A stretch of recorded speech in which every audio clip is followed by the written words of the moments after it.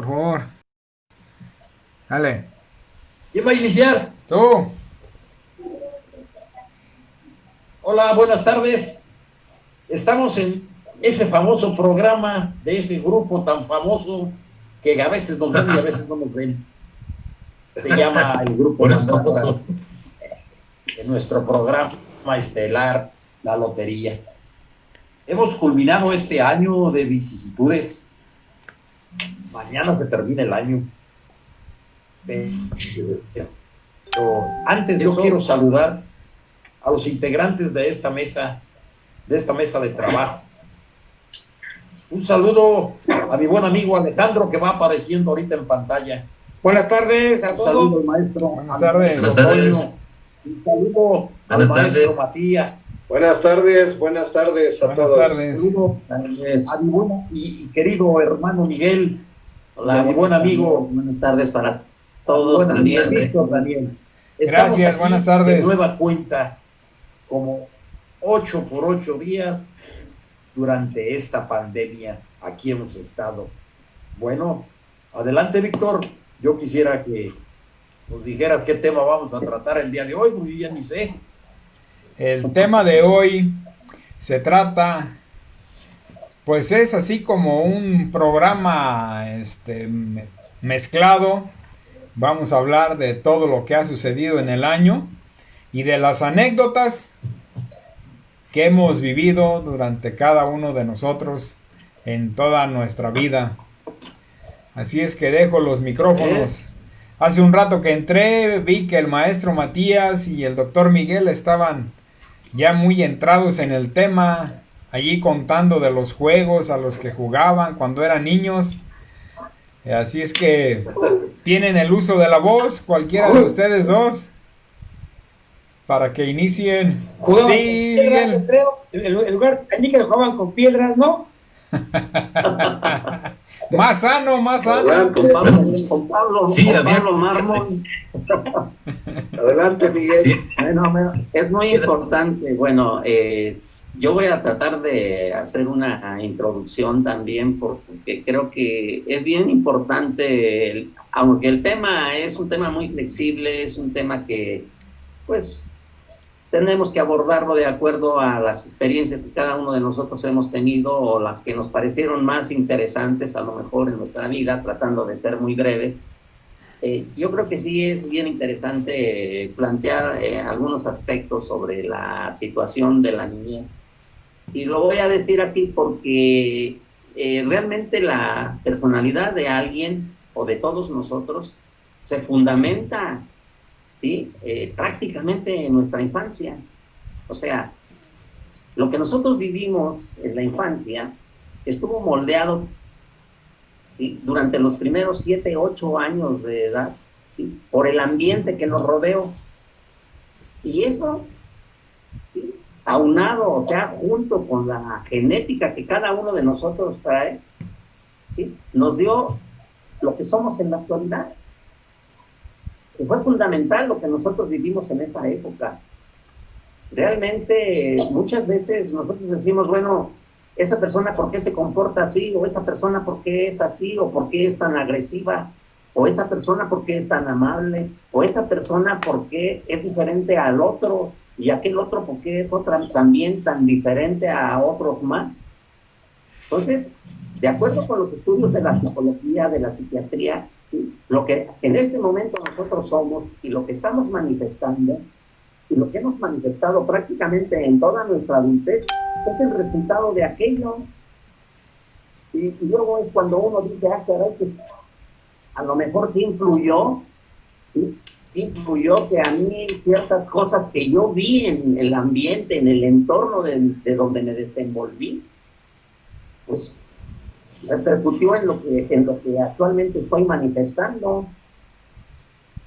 Es muy probable que muchos de nosotros no hayamos tenido el apego necesario de nuestros padres o de nuestros cuidadores, de las gentes que estuvieron a un lado de nosotros, y que nosotros estuvimos descuidados a lo mejor, pero estuvimos también en un ambiente de libertad, como decía el maestro Matías, ¿no?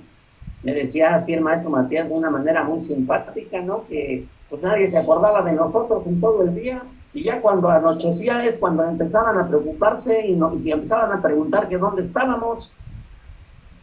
Pero eso, sí, eso fue fundamental precisamente, o sea, esa serie de carencias que a lo mejor existieron, ¿sí?, en nuestro entorno, también nos enriquecieron y también nos fortalecieron para hacer lo que en la actualidad nosotros hacemos.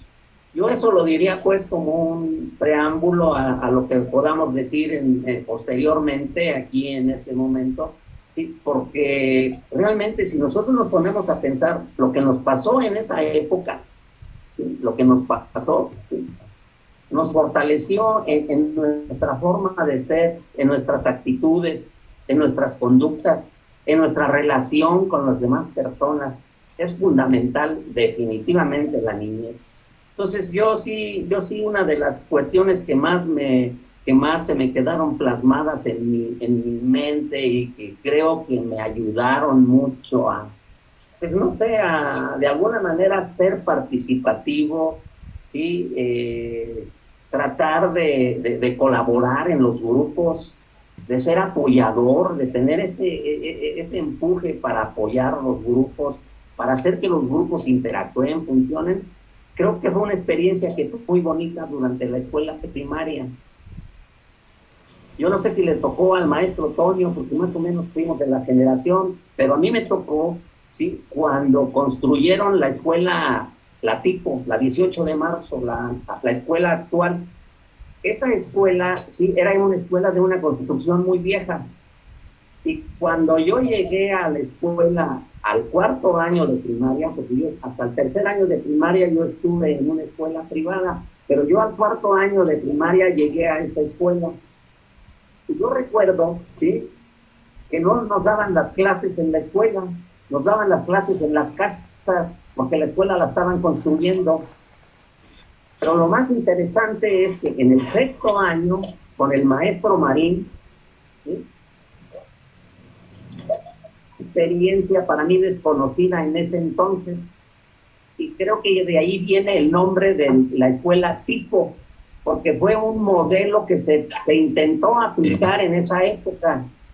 Yo recuerdo que en esa época estaba de secretario de Educación Pública el maestro, no sé si era licenciado, no sé, Jaime Torres Bodet, porque Jaime Torres Bodet fue con Eva Sámano de López Mateos a inaugurar la escuela. Yo estaba en el grupo del sexto año A con el maestro Marín y a mí me tocó estar en esa ceremonia.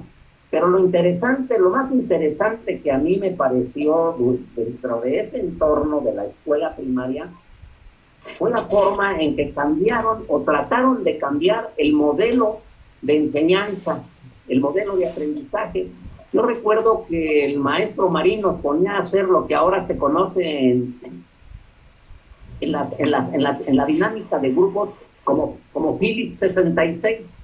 El Philip 66 consiste en hacer 6 mesas con 6 integrantes en cada mesa, ¿sí? En esa mesa hay un relator, ¿sí?, hay un coordinador y hay participantes, y cada mesa discute un tema determinado y saca las conclusiones, y entonces le dan a uno media hora para hacer discusión en las mesas, y es al final de la discusión uno plantea, ¿sí?, el relator anota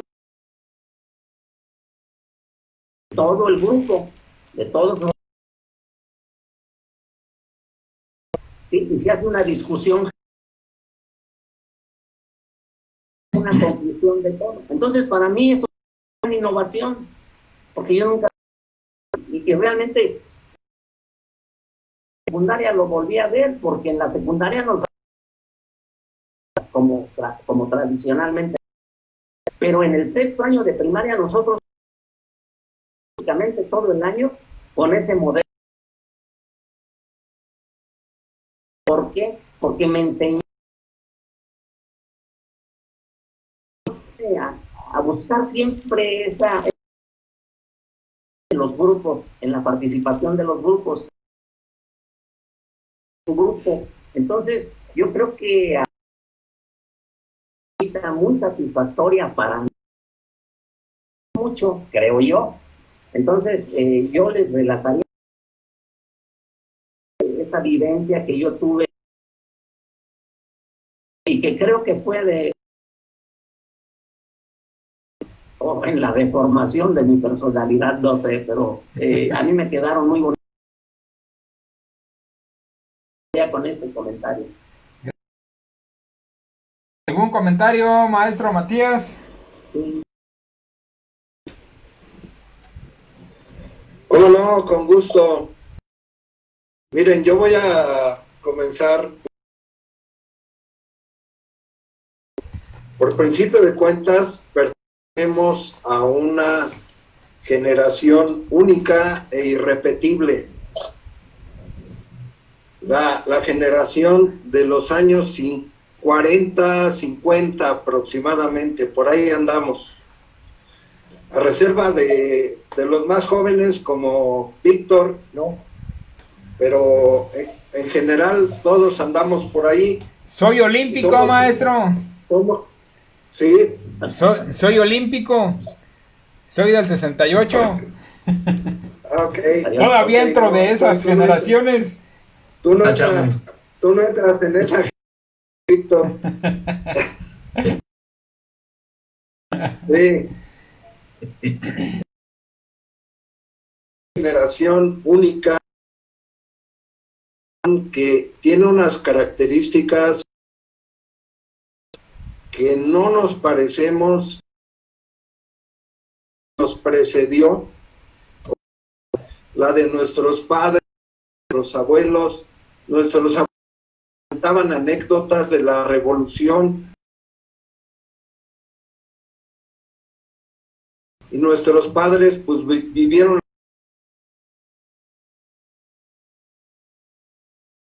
Los abuelos la vivieron en vivo y a todo color y decían que los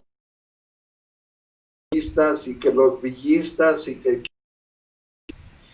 entonces nos llenaban, cuando menos a mí me llenaron de anécdotas de este tipo y me parecían extraordinarias porque eran vivencias que habían tenido. Y bueno, el entorno, le decía hace rato que vivimos como no se está viviendo y como no se volvió a vivir. Les comentaba que nuestras mamás libres.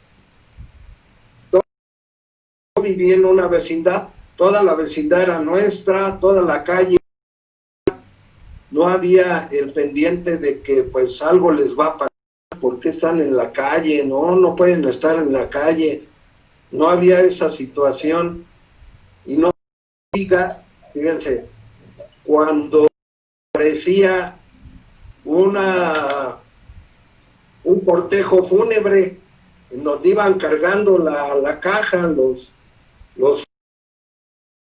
¿saben nosotros qué hacíamos? Todas las chamacas,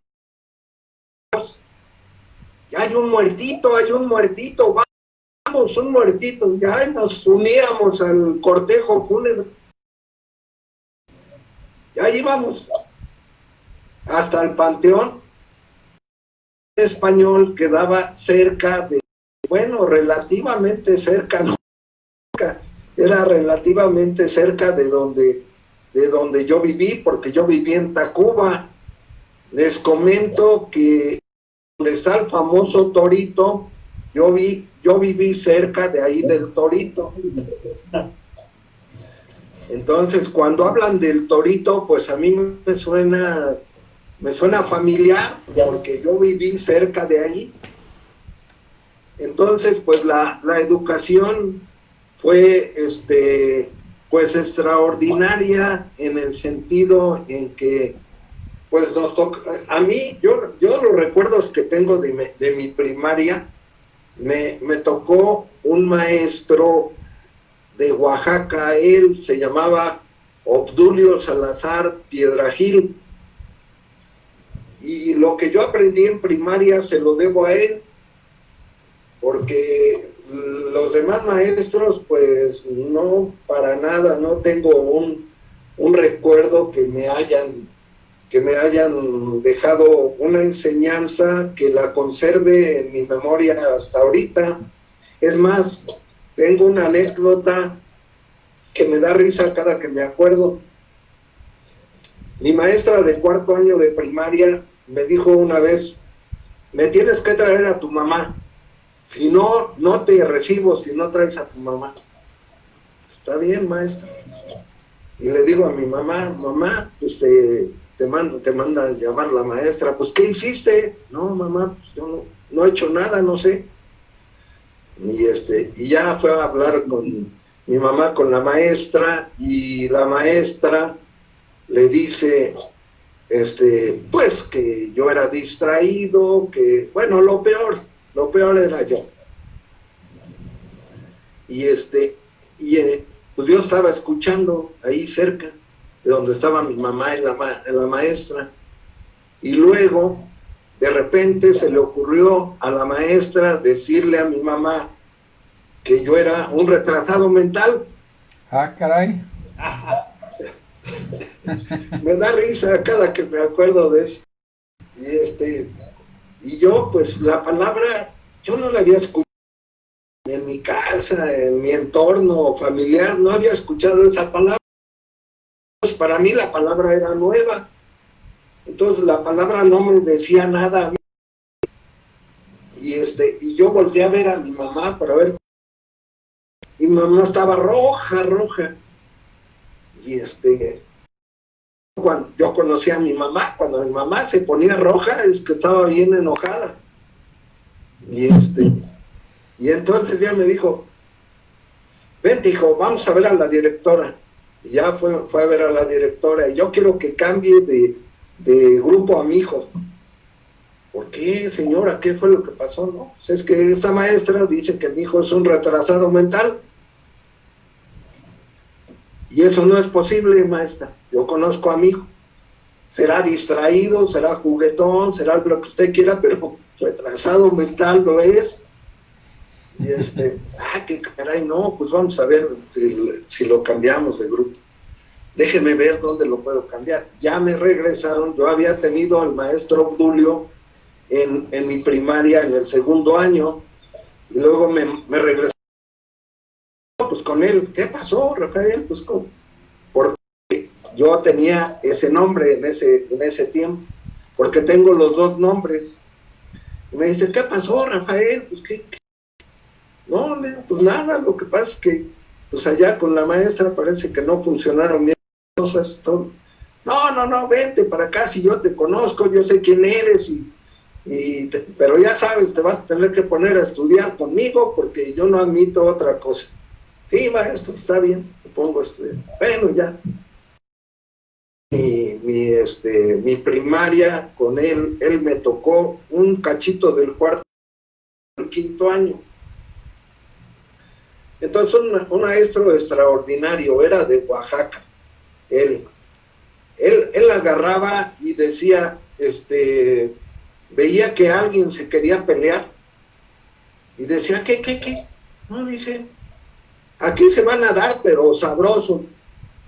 Y ponía a alguien en la puerta para que vigilara. Y órale. Y no, pues empezaron a llover los trancazos, ¿no? Y hasta que el maestro consideraba conveniente, ya paraba la pelea. Ya estuvo suave, ya. Dense la mano. Y nada de que se comiencen a golpear. Ya eso se acabó. Dense la mano, son amigos, son compañeros, y ya para adelante. Y ese era el sistema que él tenía, y que pues dio buen resultado, porque después de eso ya andábamos muy cuates y ya no había ningún rencor, ningún resentimiento y todo. Bueno, pues ya terminé la primaria y fui a la secundaria. Yo he escuchado de otras personas que la secundaria les pareció una mala experiencia. A mí me pareció una experiencia extraordinaria. Yo sentía que para mí las clases de la secundaria eran un manjar. porque mis papás habían estudiado hasta el tercer año de primaria, tanto mi papá como mi mamá, en el pueblo, obviamente, con maestros rurales, y no sé, sabían leer y escribir, pero hasta ahí nomás, y la experiencia de la vida que habían adquirido. Entonces, pues yo sentía que estaba un conocimiento nuevo, extraordinario. De verdad, para mí, secundaria fueron un manjar, fue algo que disfruté, que paladeé, que me iba a mi casa con todo y todo lo que había aprendido en mi cabeza, y llegaba feliz de la... Entonces así transcurrió mi secundaria en mi entorno, donde yo viví en la vecindad, pues fui el único que de toda la bola de chamacos que crecimos juntos. La mayoría lo rechazaron en el examen de admisión o de secundaria, pero ya no lo terminaron. Ahí se quedaron. Y a mí, cuando todos estaban ahí de vagos, con el fútbol, ahí y decían, aguas, ahí viene el abogado. El abogado era yo. Seguía estudiando. Decían, aguas, ahí viene el abogado. Y había un programa de televisión que se llamaba El Abogado, quién sabe qué, El Abogado Ligan o algo así. Y por eso me decían el abogado, y me siguieron diciendo, después yo ya entré a la vocacional, ya entré a la profesional, y siguió la misma historia. Yo pasaba a saludar a mi maestro de Oaxaca, a la primaria donde yo estudié, me presentaba con los alumnos de su grupo, me decía, miren, este fue mi alumno, que ven ustedes aquí es mi alumno. A ver, diles ahorita dónde estás. No, pues estoy en el Politécnico Nacional.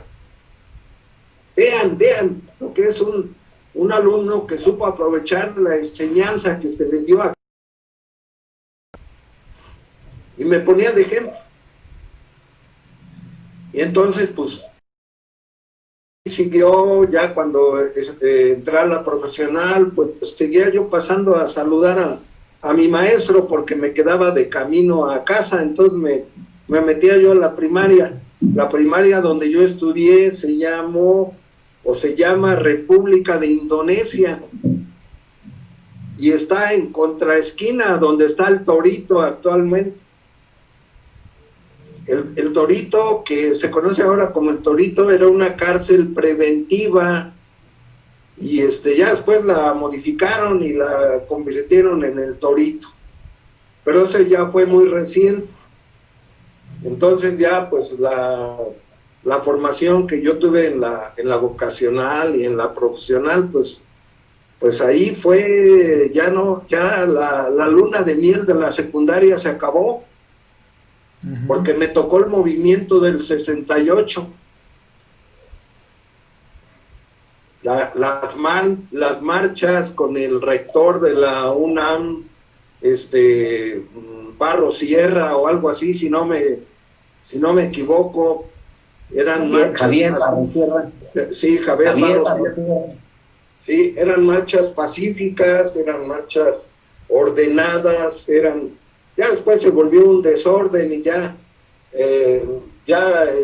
no vi estudiantes, porque íbamos los grupos de estudiantes a las marchas, y de repente pues ya no veía ningún conocido. Yo dije, no, pues aquí ya está degenerando el asunto. Y pues luego ya intervino el ejército, me tocó, pues andábamos boteando en los camiones, andábamos con un grupo, y la gente a nivel obrero, a nivel trabajador, nos decía, jóvenes, no entendemos por qué están luchando ustedes. ¿Qué es lo que quieren? No entendemos. Pero estamos ustedes, y ahí nos daban la monedita en el bote, los 20 centavos, pues generalmente eran 20 centavos, porque los camiones cobraban todavía 30 centavos, 40 centavos en ese tiempo.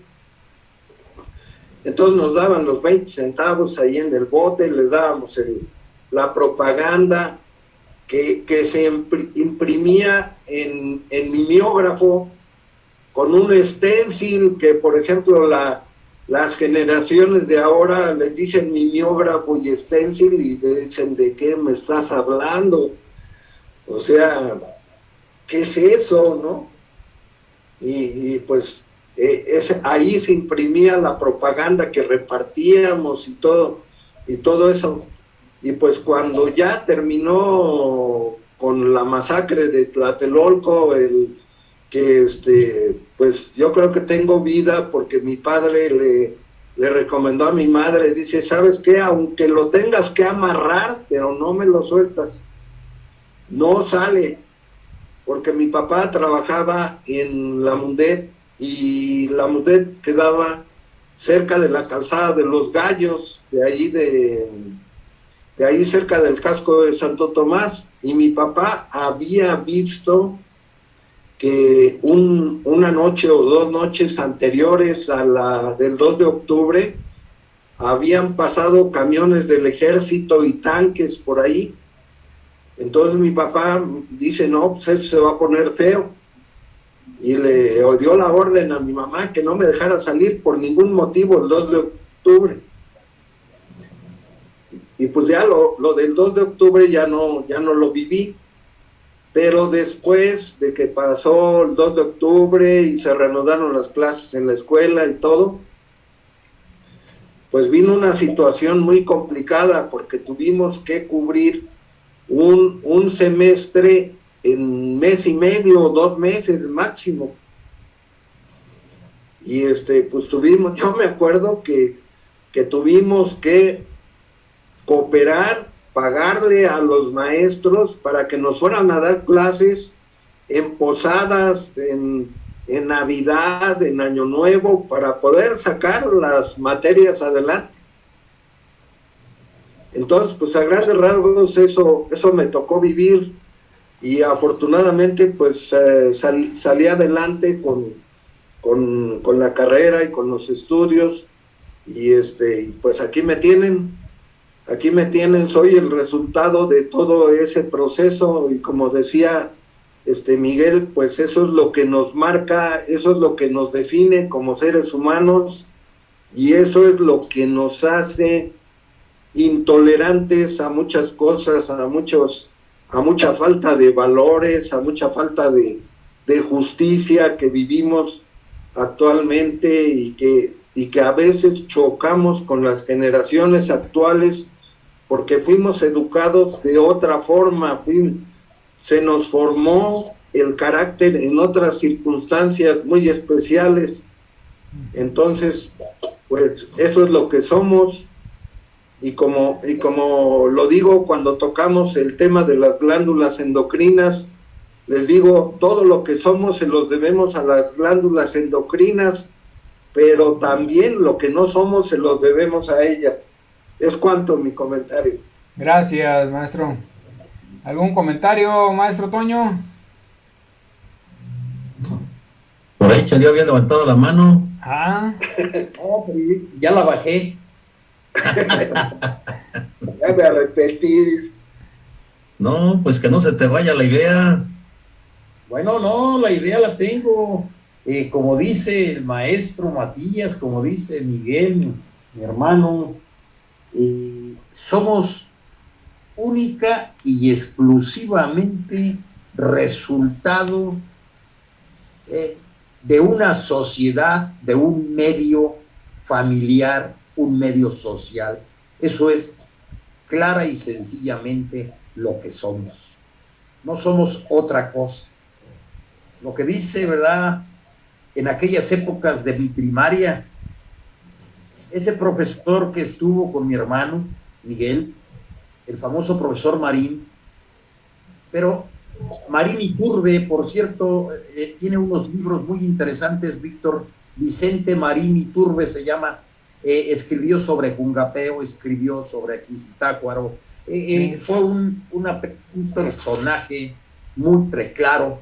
Es más, él era del cuerpo de profesores de la escuela que se encontraba en Manga de Clavo, la escuela secundaria que se encontraba en Manga de Clavo, antes de ser creada la secundaria Nicolás Romero. La escuela secundaria de Manga de Clavo cerró sus puertas, su profesorado, según decían, ¿verdad?, venía de Estados Unidos, pero mucha tendencia religiosa existía dentro de esa secundaria, ya que posteriormente, al irse esta organización supuestamente de aquí de Zitácuaro, regaló, le dio a la secundaria a la secundaria Nicolás Romero, a la escuela que se encuentra en la contraesquina de la misma manzana, y lo que es el internado para niñas y para jóvenes en Zitácuaro fue donado por estas personas. Posteriormente hay cosas, hay propiedades que perdieron, ya son particulares, parece. Bueno, vámonos a caminar. Este fue como un preámbulo allí que me quiero echar de la escuela secundaria. Yo en la primaria tuve un profesor fantástico, increíble, le decíamos el pelón, ya se imaginan por qué. Él fue el que instauró en mi vida una disciplina en este sentido, nada más en ese sentido me instauró la disciplina, porque en lo demás no me instauraron disciplina de ninguna, no soy disciplinado. Jueves por jueves, el día en la tarde, porque las clases eran en la mañana y era diurno, matutino y vespertino, los turnos en la primaria. Mixto. En la tarde de los jueves era jueves social.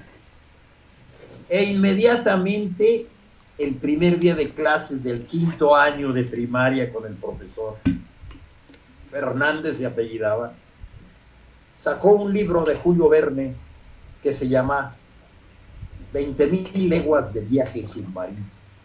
Y lo empezó a leer, el primer capítulo, y se terminó. Una cosa apasionante, ya que nunca había oído yo absolutamente nada de eso, no tenía conocimiento.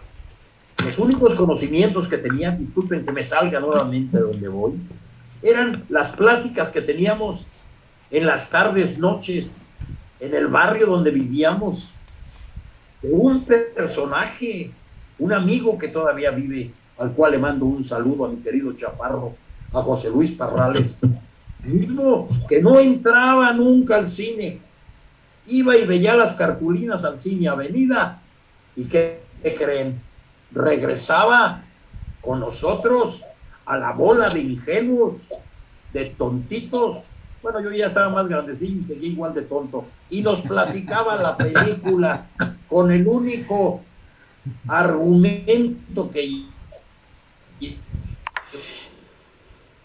era de la película de Gastón Santos contra el monstruo de la Laguna Seca o X y X. Bueno, eso era mi única información que tenía del exterior. En ese tiempo no había televisión. La televisión tenían que ir, porque yo no iba, yo me daba ya vergüenza, ya era más grande. Mis hermanos chicos, a un lugar, a la calle paralela, en la cual cobraban 20 centavos o 10 centavos o 5 centavos por ver el famoso cuento de 8 por 8 días de Cachirulo. Allí iban todos los niños a ver eso. Eso era lo que se veía. Entonces, cuando el profesor de 5º año nos leyó las 20,000 leguas de viaje submarino, el primer capítulo, quedé fascinado, quedé emocionado. Y así fue como me introduje en ese famoso viaje que se llama literatura, del cual estoy atrapado todavía y me ha gustado mucho Y le agradezco a ese profesor, le agradezco que me haya hecho. Esa es la única disciplina que tengo palpable. Las demás, soy un poco indisciplinado. Es cuanto, y me da mucho gusto saludarlos en estas épocas del año. Con esa disciplina es bastante para la vida, con la lectura. ¿Para qué quieres más? Con eso es suficiente. El leer enriquece. Muchas gracias por tu comentario. A ver, doctor Alejandro, queremos escuchar tus anécdotas en esa 3 veces heroica ciudad de Zitácuaro. Sí, claro. ¿Me escuchan bien? Sí, adelante. Bueno, estaba escuchando el comentario del compañero Miguel, que cuando llegó a la escuela 18 de marzo, el maestro Agustín Marín era maestro, y yo cuando llegué a esa escuela, él era el director, ¿sí? Entonces yo ya llegué pues un poquito después, pero él era director cuando yo llegué, y nosotros vivimos un buen tiempo en la Ciudad de México, y cuando llegamos, bueno, pues llegamos a esa escuela y pues nos traían, porque éramos chilanguitos, traíamos el sonsonete de los chilangos, y aquí está, pues no nos querían muy bien, y mi hermano, que él sí le gustaba el trompo, como dicen por ahí, pues se lió a golpes con un joven de, nosotros íbamos en 4º año, y en el 6º año el muchacho y fueron a parar con el maestro Marín. Y el maestro Marín agarró y dice, bueno, vamos a ver, y quitó sillas, quitó mesas, hizo un lado, ahora sí, jóvenes, dense con todo. Ya estamos allá afuera de la dirección, ahí viendo cómo se estaban peleando mi hermano con otro joven, hasta que ya calmaron sus ansias de novilleros. Entonces, pues, de los maestros que yo conocí en la primaria, pues yo que era el maestro que ya falleció, el maestro Sergio Rojas, que todavía vive, y en 6º año nos dio clases el maestro Omar Casquín, que todavía parecía que perdía. Y todavía yo hice la secundaria en la número 1, cuando todavía era el edificio, entraba uno por la calle Revolución, ahí era la entrada y ahí era la salida. Con los 2 años empezaron a remodelar. Entonces, pues fueron, pues ahí en la secundaria fueron muchos maestros que me acuerdo de ellos, ¿sí? Pues mi anécdota que les quiero platicar, cuando vivíamos en México, hace como 55 años que me pasó esto aproximadamente. Tiene como unos 8 tiempo vivíamos en la antigua, donde las recámaras estaban al principio, o sea, ya, después estaba la cocina, el patio, al final estaba la tepila, donde uno se lavaba los trastes o lavaba la ropa, y a un lado estaba el baño. Era un niño que tenía luz. Bueno, pues en una ocasión mi hermano mayor le dice, mamá, pues quiero ir al baño. Eso ya es de noche, que me acompañe Alejandro, y con una vela, ahí voy, con una vela por todo el patio, dando el patio. Pues de las recámaras al baño, pues yo creo que eran como unos 10-15 metros en ese tiempo que uno tenía que, donde estaba el baño al final. Ya mi hermano entró al baño, yo me quedé a un lado, ahí esperando que él terminara. Y como la va formando cera, a mí se me hizo fácil irse la quitando. Pues cuál es la sorpresa, que una de esas se apaga la vela. Oh, corrimos esos segundos, pues, oscuras,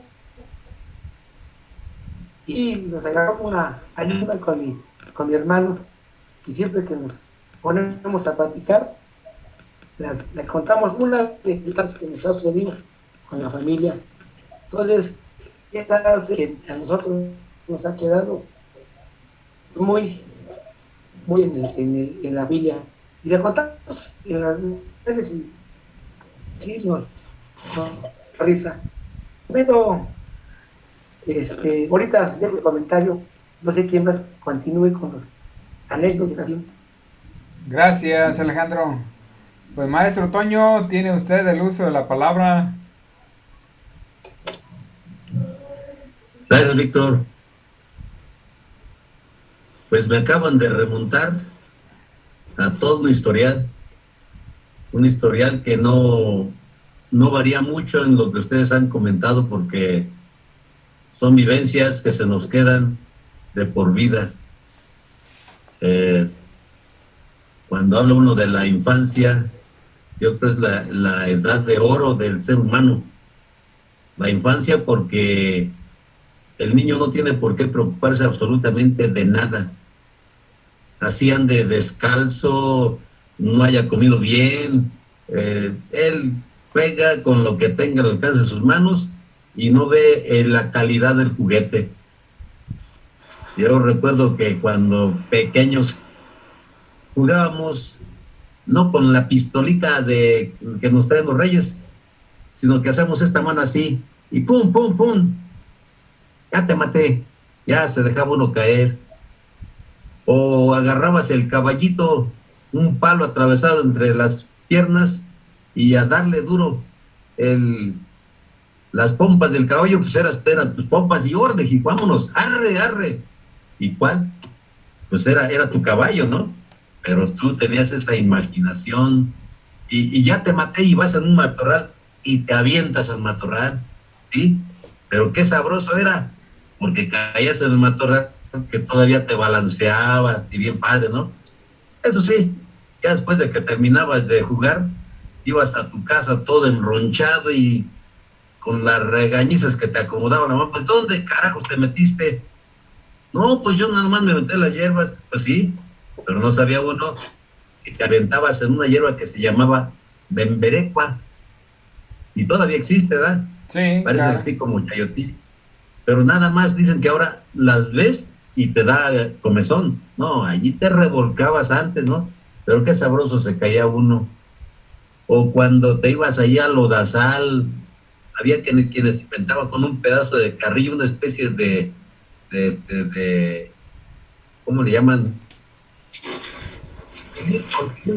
Un pedazo de madera, la aventaban y aventaban el chisguete de lodo, ¿no? Y esas eran nuestras armas para guerrearnos. O agarrabas el lodo y ahí empezabas a hacer tus muñequitos. Me acuerdo que hacías venados, elefantes, caballos, borregos, asas, bueno, de todo tipo de loza, ¿no? Ahí las dejaba uno a estolearse aparentemente para que se muriera.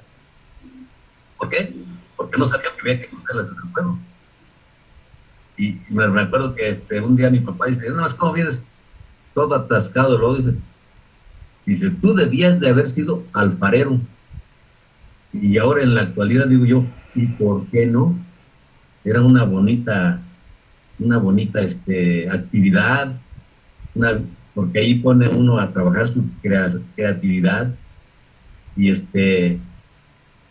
bueno, ya lo comentaron ustedes de que jugábamos al trompo, a las canicas, al yoyo, a las cuartas con las monedas. Hacíamos una rueda y poníamos un triángulo en medio y a ver quién atinaba a las canicas o a las monedas, ¿no? Había quien ya se aventaba a ponerle sus 5 o 10 centavos para que con el tacón o con el trompo a sacar, y lo que sacara pues era para ellos, ¿no? Esos eran nuestros juegos de la infancia. Pero también en la escuela, pues recuerda uno a todos aquellos que fueron prácticamente nuestros tutores, nuestros maestros, nuestros orientadores, y con gusto, pues recuerda uno, aunque en ese momento pues no se acuerda uno con gusto, ¿verdad?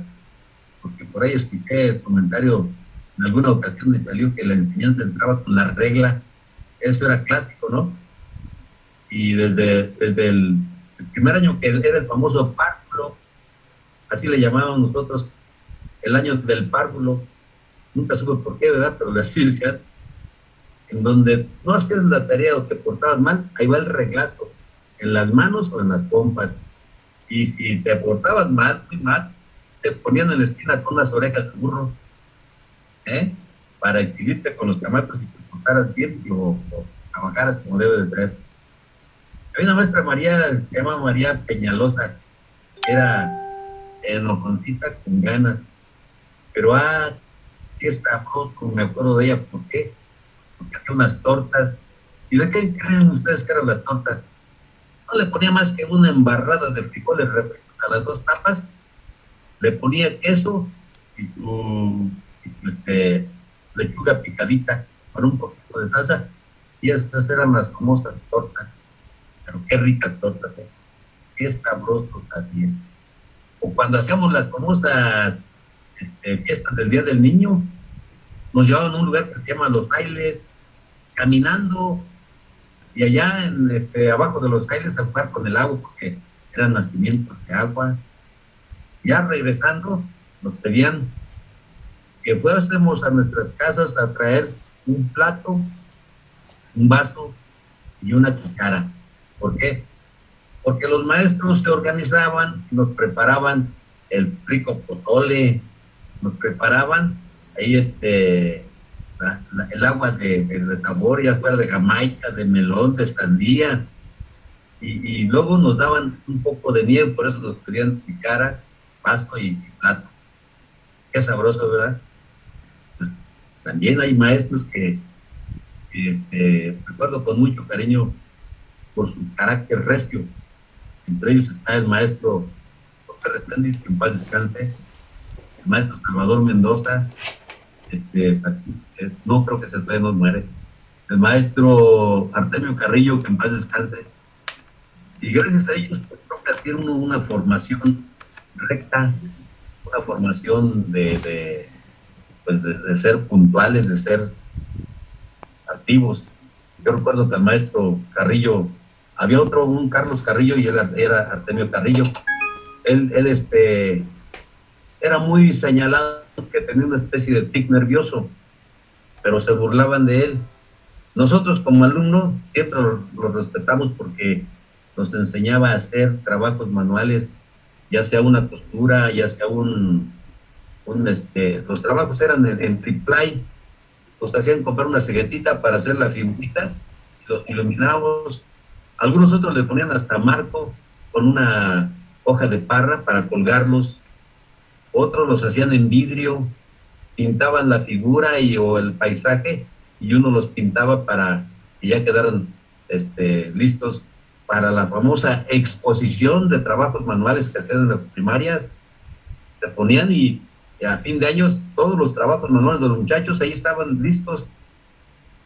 Entonces iban los padres a ver qué habían hecho sus hijos durante el año como trabajo manual, y eso era en todos los salones, desde primero hasta sexto año.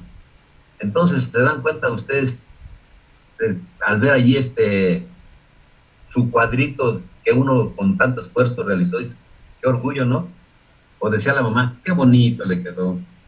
Y como siempre, pues es la satisfacción que se nos queda. Me acuerdo que nos enseñaban a hacer los famosos chiles en vinagre, o la grasa para calzado, o sea, tantas y tantas cosas. Qué barbaridad.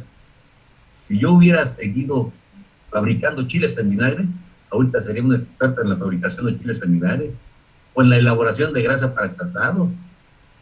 En secundaria, pues no se diga también. Allí existían los talleres tecnológicos en radio, en electricidad, en mecánica automotriz, en electrónica, en máquinas taquimecanografía se llamaba la materia, o en esos para soldar, ¿cómo se llamaba? No me acuerdo. A ver, Miguel. Los que soldaban en herramientas, ¿cómo se llamaba? Estructuras metálicas. Estructuras metálicas, exactamente. Entonces yo ahora recuerdo que si le hubiéramos puesto mucha atención a la secundaria, fíjense que no hubiera sido una generación de especialistas, porque muchos compañeros se quedaron en esa etapa, pero siguieron explotando lo que les enseñaron en la secundaria. Desafortunadamente mi situación en la secundaria tuvo un descalabro porque ahí tuve la muerte de mi padre cuando iba yo en segundo año, y después de la muerte de mi padre, un atropello que me pasó. Pero le repito, si nosotros hubiéramos tomado en serio todo ese tipo de enseñanzas, seríamos unos especialistas. Desafortunadamente había una materia en tercer año que se llamaba orientación vocacional que yo no vi con buenos ojos, porque el maestro que nos tocaba, como se sentía carita, pues era el mero, la mera grande figura ahí para las chicas y las maestras, y cuando le tocaba acá darnos orientación vocacional, pues se la pasaba ahí cotorreando y nunca recibimos. Pero si a mí me hubieran dicho, ¿sabes qué? Para que tú puedas seguir una carrera, la mecánica automotriz tiene un futuro enorme, como lo estamos viendo ahora en la industria automotriz. No se ha dejado el automóvil, al contrario, se ha mejorado, se ha modernizado. Ahora ya trae sus fotoceldas, sus chips, bueno, una serie de cosas que dices, ay caray, esto es el automóvil. Ya hasta le integraron la computadora, le integraron la pantalla, le integraron, ¿qué no la integraron, verdad? Pero por la falta de orientación, no, la mecánica automotriz no tiene futuro y que mejor metas por acá, que la electrónica, la electricidad, que bla, bla, bla. Llega un momento en que titubea la dona, titubea el alumno. Los que quisiéramos seguir una carrera no la seguimos, o debió haber sido por la falta de orientación vocacional. De tal manera que llego a la vocacional, y uno de los ingenieros, recuerdo con mucho cariño, porque fue un personaje que me quiso ayudar dentro de sus posibilidades. ¿Y de quién creen ustedes está hablando? El ingeniero Roberto Herrera, con paz descanse. Él tenía una oficina de proyectos. Cuando murió mi padre, me llevaba para que le ayudara ahí en su oficina, y en las tardes me regalaba un periódico que se llamaba El Imparcial. Toño, llévate estos periódicos y véndelos para que te ayuden. Gracias, te lo agradezco mucho. O por ahí tiene un contratista, ¿quieres trabajar, Toño? Sí, claro que sí. Pues yo tenía que sacar para la papa, que era prácticamente la cabeza de la familia, del hijo mayor. Había dos hermanas mayores que yo, pero yo era el jefe de familia en ese momento. Y mi idea era llegar con un centavo a la casa para comprar un. Y así fue una etapa muy sacrificada, de mucha enseñanza, porque iba yo con el contratista a servir de peón a los albañiles. Y también en otra época tenía que ir con el señor, creo que se llamaba Salvador Estrella, vivía cerca de lo que es el hospital de Salubridad y la famosa 18 de marzo, o sea, la escuela tipo que tú hablas. Un poco atrás, él hacía mosaicos, él hacía azulejos, bueno, más bien eran mosaicos y tubos de concreto. Nos mandaba por allá a un pueblo que se llama Tuzantla, a Tuzantla. Entonces yo me iba con ellos en las vacaciones y en fines de semana a ayudarles para sacar para el chivo. Y ahí conocí los piquetes del mosquito, el famoso pinolillo, que como pican los desechados. Y como no había muchos baños para ir a hacer del baño, había que ir a las huertas. ¿Y qué creen? Me queda muy muy claro ese fenómeno de que los que madrugaban más que nosotros eran los cochinos, los puercos. Y decían, no vayas a tragar carne de puerco porque están en la patada. Pero pues, ¿qué más comía uno allá? Era un manjar comer carne de puerco, ¿sí? Cuando había dinero, porque si no, pues a comer puros frijoles. Ya nos traían ahí en un carro de redilas, todos sucios y malolientes, pero pues llegábamos ya con nuestro billetito. Ay, desdichados. Había 2 albañiles que, por cierto, se decían que eran mis parientes. Uno de ellos era tan diestro en la cuchara que se construía o pegaba 1000 tabiques diarios. Y otro, Ay, caray. 500 tabiques diarios. Eran hermanos. ¿Y quién creen que les daba batería para hacerles la mezcla, acercarles ahora sí que la revoltura y el tabique, y mojarle y aventarlo? Por su servidor. Así. Entonces, esa friega, 1500 tabiques diarios para acercarlos y hacer la revoltura y darles batería a los dos. ¿Y cuánto creen que me daban? 100 pesos a la semana. Tenía yo, pero con ganas de decir, joder, oye, ya no regreso, pero tenía que regresar por la necesidad. Y así pasó mi época, hasta que me fui a México. El arquitecto Roberto Brataño estudia arquitectura porque es una carrera muy buena. Vamos, tenía ganas de superarme, ¿no? Mi papá muerto, mi familia, pues me orillaron a irme a México y buscar. Pero para entonces una valiosa ayuda que me brindó es a través de me dieron alojamiento, Manuel y Antonio Herrera, me dieron pirules, cerca del Tlanepantla. Me trasladaba a la Wilfrido Macié, que está en el casco de Santo Tomás, que les habla nuestro hermano Matías. Salíamos a las 10 de la noche y llegando cerca de las 12 de la noche a los pirules. Ay, caray. Llegó el momento en que también nos tuvieron que casar y dicen, ¿sabes qué? Con pena, pero tienes que buscar otro lugar. Y nuevamente empieza mi peregrinar. Ya fui con la tía de un cuñado y ahí me dio alojamiento durante parte de mi ciclo escolar, porque de la vivió.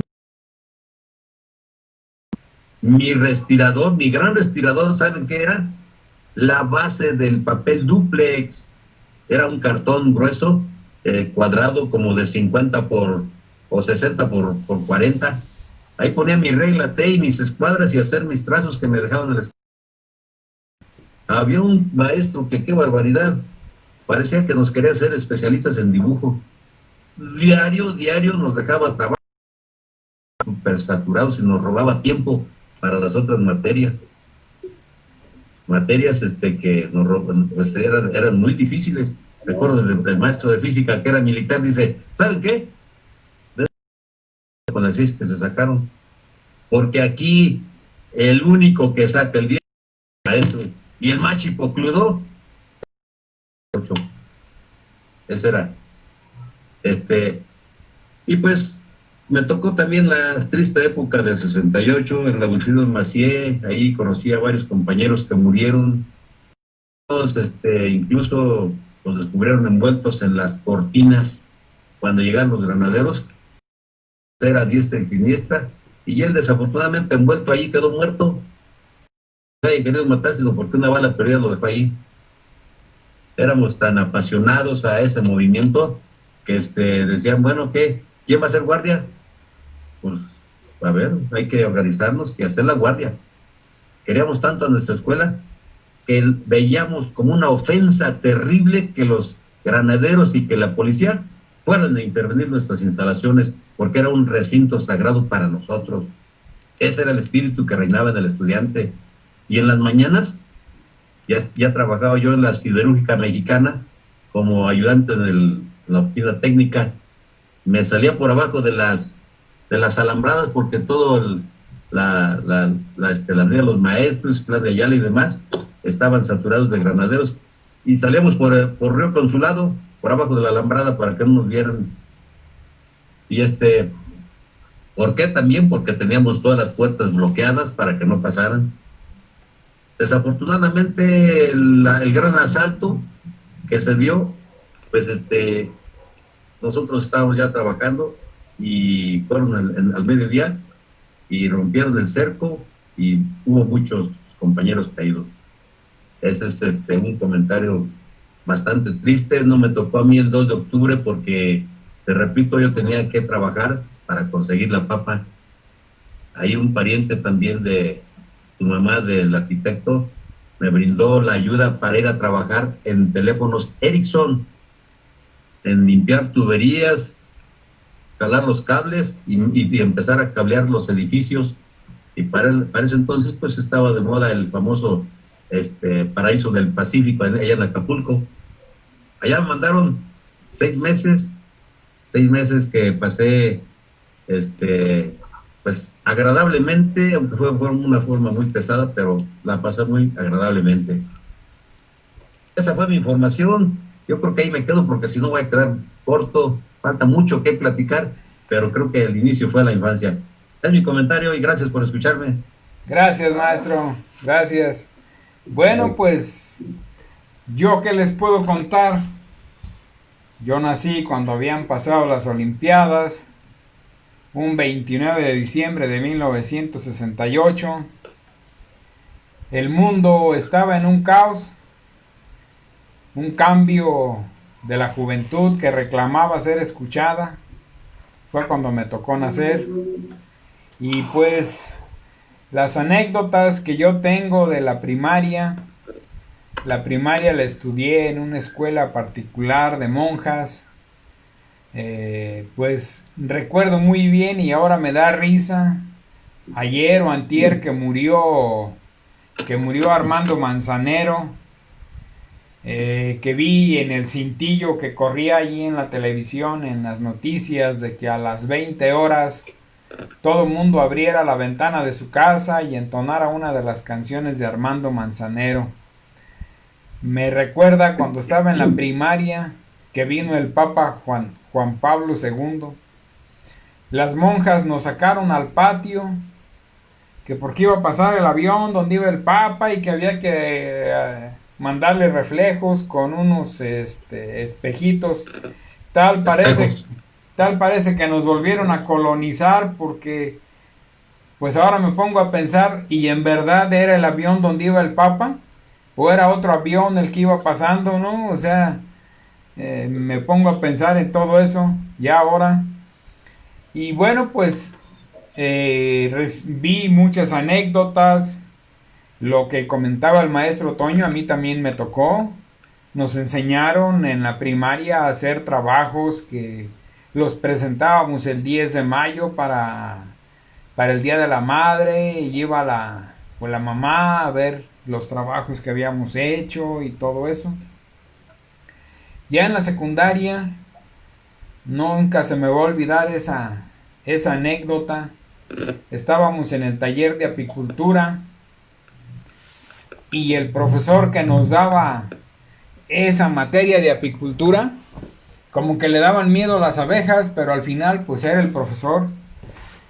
Y un día dice, le toca al equipo 1, le toca pasar, tiene examen y tiene que revisar el cajón, ver que no haya 2 abejas reinas. Y bueno, y le dijimos, maestro, pero es que no traemos el velo.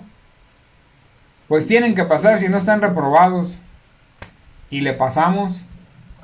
Los cajones estaban a la orilla del río. Y ahí vamos sin velo y con el ahumador.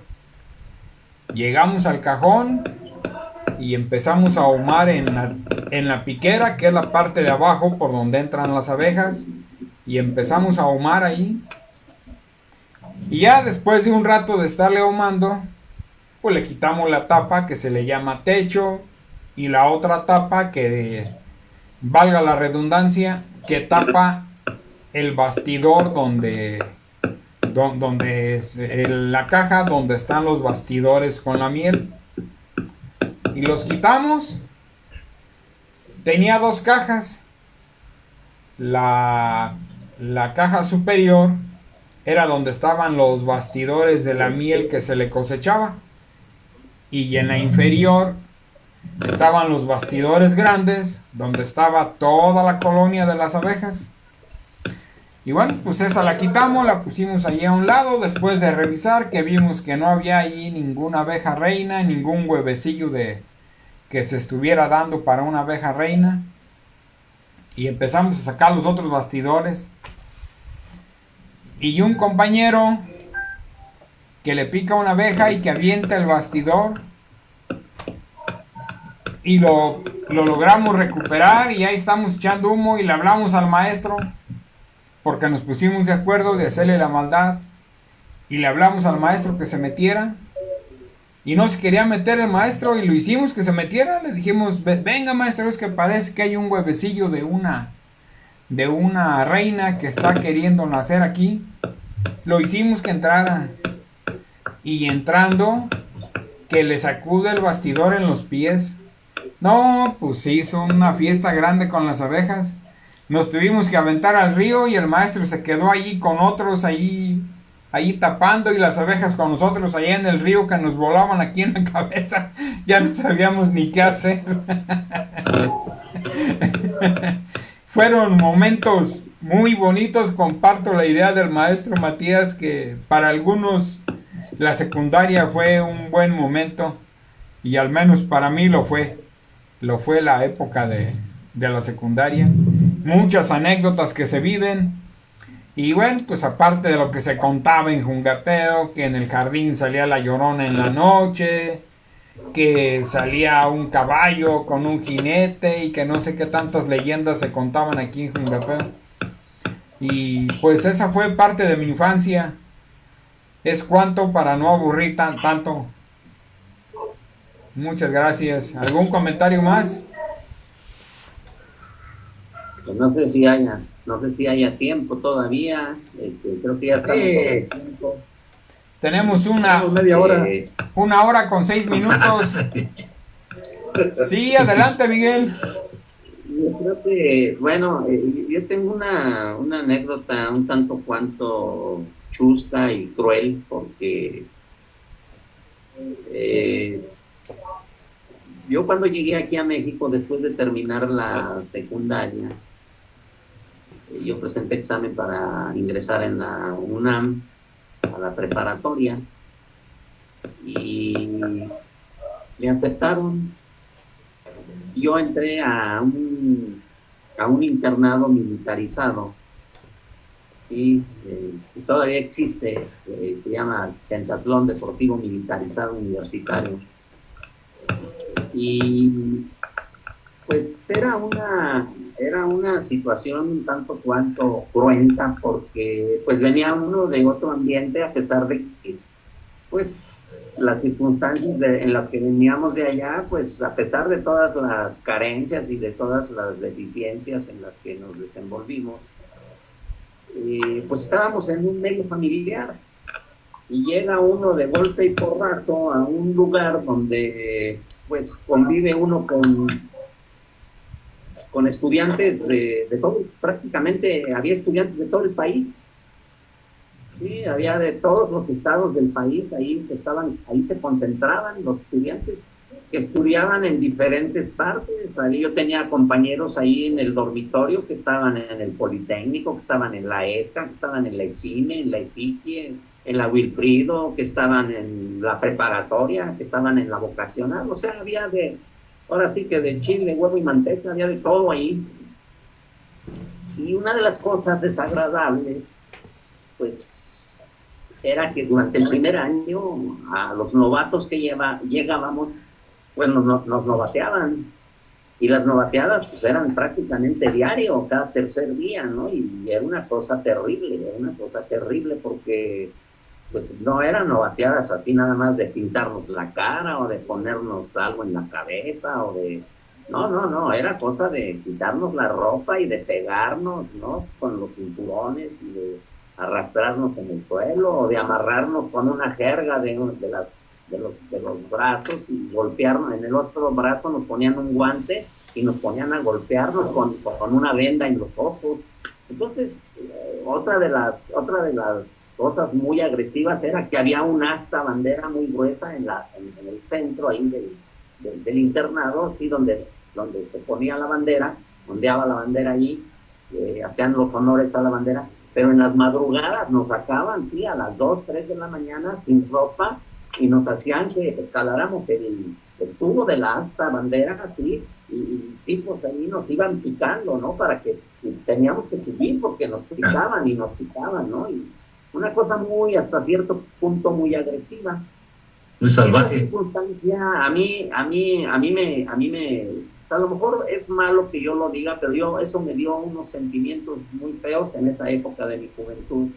Y no sé, uno de las personas que se ensañó conmigo, pues después llegó a la jefatura de donde se almacenaba todos los insumos que nosotros los internos teníamos que entregar cada año. A principio de año teníamos que entregar, sí, un paquete de papel sanitario, teníamos que entregar jabón, sí, jabón de pasta, jabón de baño, teníamos que entregar jabón en polvo. El jabón en polvo en esa época venía en unas cajas, no es como ahora que ya viene en bolsas, sino venía en unas cajas cuadradas así grandes de jabón Fab. Y teníamos que entregar también cepillos de dientes. Según esto, para que a través del año nos iban ellos dando dotación de todo lo que uno entregaba. Entonces yo tenía sentimientos encontrados contra aquella persona, y cuando me tocó entregar toda esa dotación de lo que teníamos que entregar a principio de año, se me ocurrió una idea muy malévola. Teníamos que entregar 3 cajas de un kilo, no sé si era de 1 kilo o 1,5 kilos de jabón Fab que venían en sus cajas.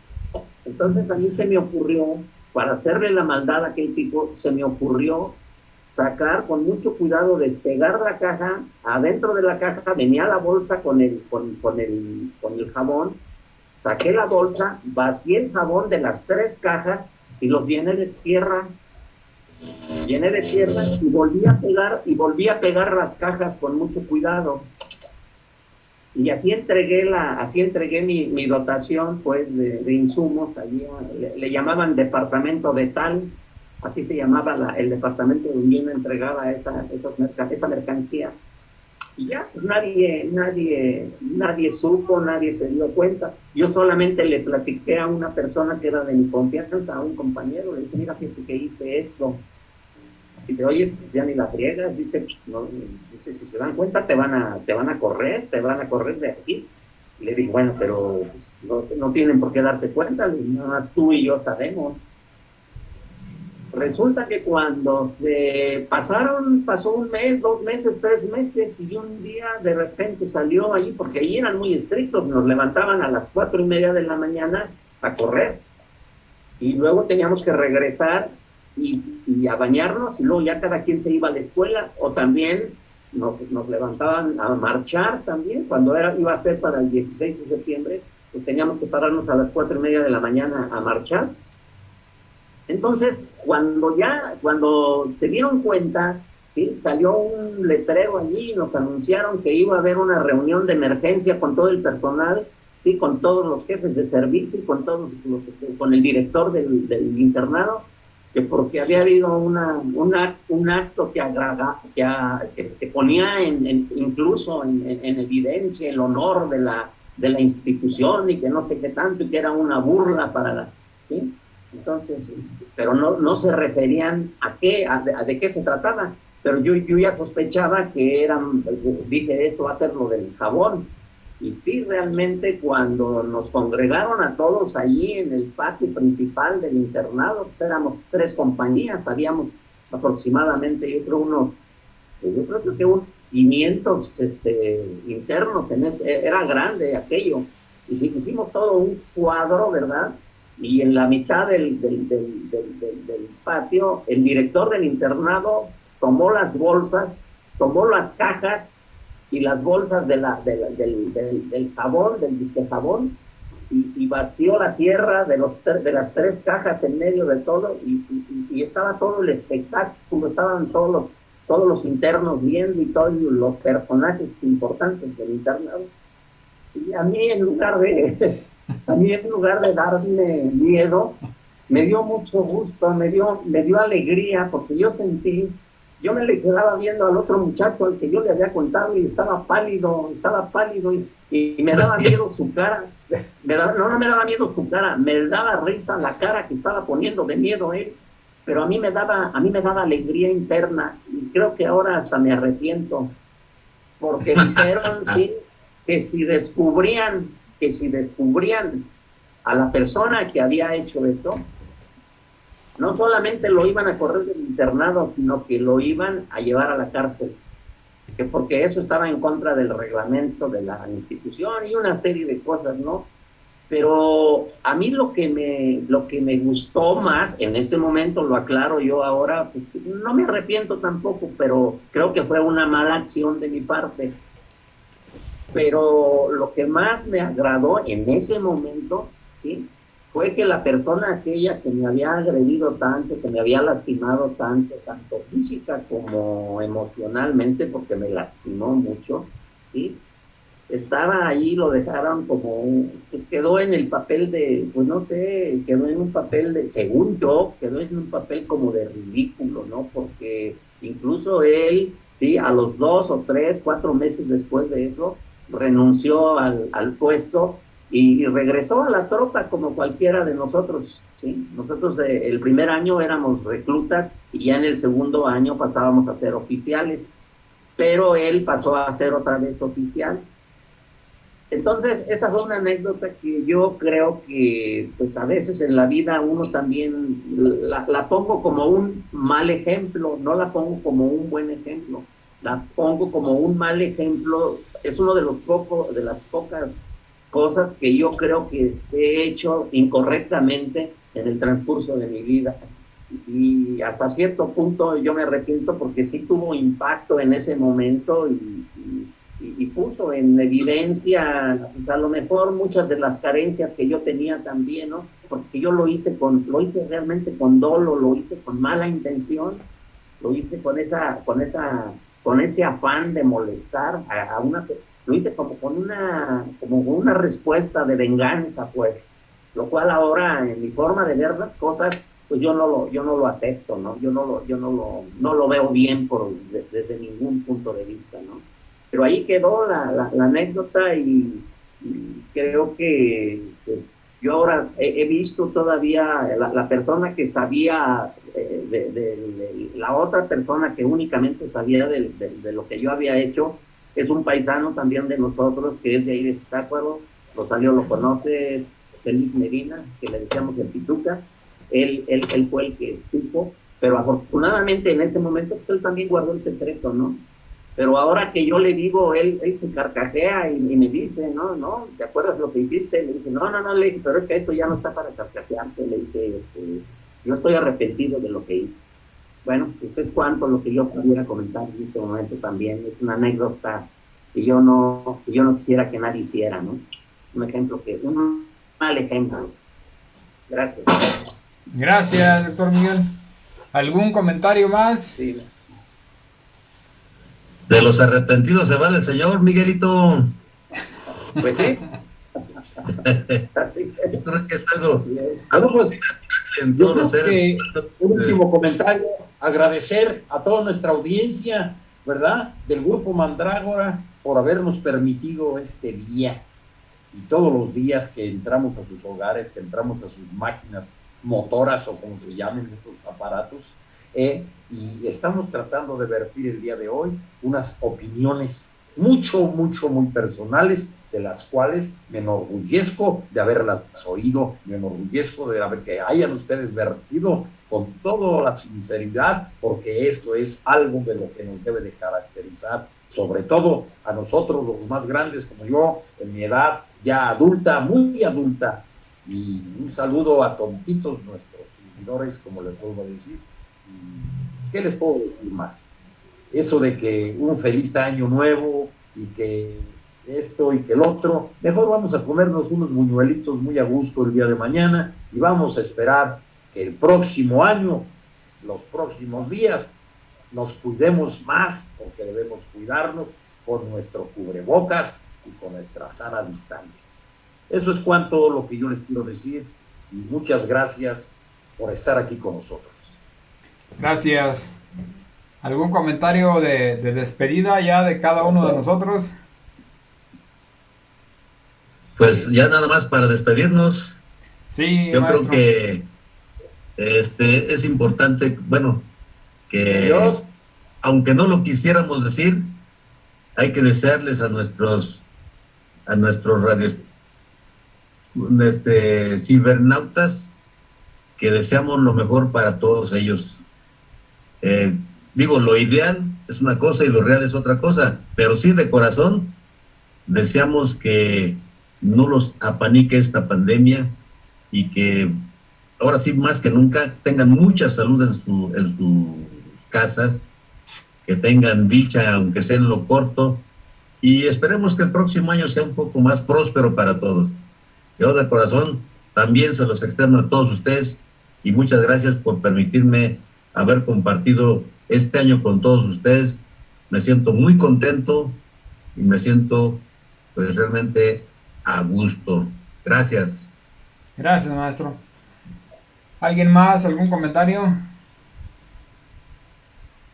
Pues Pues nada más. A ver, Así, adelante, maestro, adelante. No, adelante, Yo maestro. Yo nada más algo muy breve, quiero agregar, Sí, maestro. el espíritu humano es invencible, nada ni nadie nos va a vencer y vamos a salir adelante como hemos salido adelante en toda nuestra historia presente y pasada. Entonces, como dice mi hermano Toño, nada nos va a panicar, nada nos va a vencer. Estamos en pie y vamos a seguir en pie. Esto es cuanto, y un feliz año para todos los panelistas y un feliz año para todos los que nos escuchan, cibernautas en la nube, y un feliz año para todos. Gracias, maestro. Igualmente. Igualmente. Sí, doctor Ya Miguel, nada más adelante. para terminar y complementar lo que decían los maestros Toño, Matías, Rosalío, yo creo que este nuevo año, así como el 2020 fue un año terrible prácticamente para todos nosotros, el 2021 debe de ser un año esperanzador, debe de Así ser es. un año de triunfo, de victoria. Y yo creo que vamos a iniciar bien, ¿sí? En la mañana se anunció que ya prácticamente se cuenta con 3 diferentes tipos de vacuna para el coronavirus, que es la de Pfizer, que es la de AstraZeneca, en la cual está metido también México con Argentina, Gran Bretaña, o sea, Inglaterra, y está también la de otro laboratorio, sí, que es la de CanSino, que es la vacuna china. Entonces yo creo que esto de alguna manera, y lo más importante es que ya se empezó a aplicar la vacuna en el personal de salud, y en enero, a finales de enero, empiezan a vacunar a las personas mayores de 60 años, ¿sí? Y posteriormente se va a empezar ya a vacunar a todas las demás edades. Entonces yo creo que esto es muy esperanzador, nos debe de dar mucha fe, nos debe de dar mucha fortaleza para afrontar lo que viene. Entonces, yo a todos también les deseo lo mejor para el 2021 y creo que esta es una muy buena noticia para iniciar el año. Muchas gracias, buenas tardes y se les deseo lo mejor para todos. Gracias. Gracias, doctor Miguel. Igualmente. Víctor. Sí, doctor Víctor. Alejandro, adelante. No, adelante tú. No, el doctor Alejandro. Un abrazo para Angélica. Angélica, un gracias. abrazo a toda la familia. Sí, saludos, Gracias. saludos, A Caro, Angélica. Angélica, hermano, por favor. Sí, Estamos a todos los panelistas, a todos y cada uno de los que nos escuchan y nos ven 8 por 8 días. Y tenemos una leve esperanza de que podamos llegar a la radio nuevamente si se le ablanda el corazón a nuestro buen amigo, el director de la radio. Sí, doctor Alejandro, adelante. Nomás prende tu micrófono.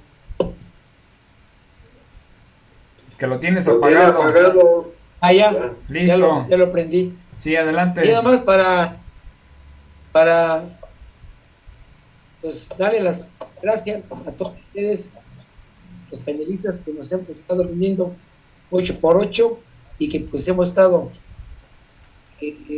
todavía, gracias que estamos con vida y nos hemos estado cuidando de esta enfermedad. Bueno, y nada más desear aquí presentes y a los cibernautas que este año que ya va por terminar nos va a servir como un ejemplo, ¿verdad? En el futuro. ¿Por qué? Porque nos está enseñando a que debemos de usar el cubrebocas en estos momentos, la sana distancia, el lavarnos las manos constantemente, algún material, y sobre todo debemos de tener una buena alimentación, dejar a un lado todos los vicios como el tabaquismo, el alcoholismo, y ser pues tener una vida más sana. Y esto ya nos va a quedar para nosotros el próximo año y el año, todos los años, para que cuando ya la epidemia y la pandemia ya esté totalmente controlada, pues siempre usar el aspecto personal, las manos, el gel, salir a la calle con todo de invierno. Agradecer a todos que ya estamos por ver este año y nos vemos, Dios, aquí nos vemos dando guerra, y como dice el hermano Chalío, si no va bien, vamos a regresar a la radio para seguir con este programa de la lotería o grupo Mandrágora. Por el momento es cuanto, y pues hay que echarle ganas. Gracias.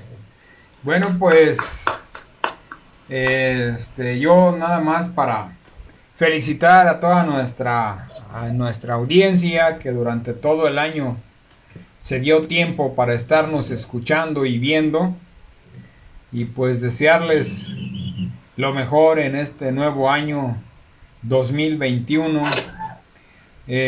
Pues decirles que hay que cuidarnos porque ya últimamente estamos viendo ya desgracias en familias que uno conoce, con amigos, ya desgracias de que pierden un familiar hoy y otro mañana. Conozco un amigo que así le sucedió, a quien le mando mi sentido pésame. Estamos en una situación muy difícil. El origen, como sea, lo que sea, el virus está, la pandemia está, lo demás es secundario. De dónde viene, cómo salió, qué tanto afecta, lo único que nos queda hacer es cuidarnos, porque esto es una realidad.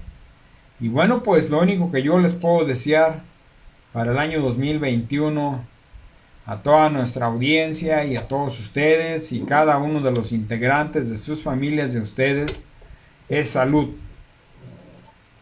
y un mejor año 2021. Muchas gracias y reciban todos un abrazo. Gracias. Muchas gracias. Gracias. Un fuerte abrazo para todos. Gracias, igualmente. Igualmente. Gracias. Hasta pronto. Hasta pronto. Y nos vemos el próximo año. Y abrazos. Así es. Saludos. Adiós. Bye. Alejandro.